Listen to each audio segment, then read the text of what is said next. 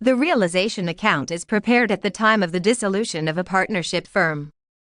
This account is prepared to know the profit made or loss incurred at the time of dissolution of a firm. All the assets except cash and bank accounts are transferred to the debit side of the realization account, and liabilities, not capital accounts, are transferred to the credit side of the realization account. When assets are sold, cash/bank account is debited and realization account credited.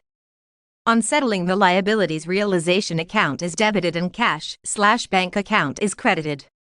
In last, if the total of the credit side exceeds the debit side, it means there is profit and that is transferred to the partner's capital accounts.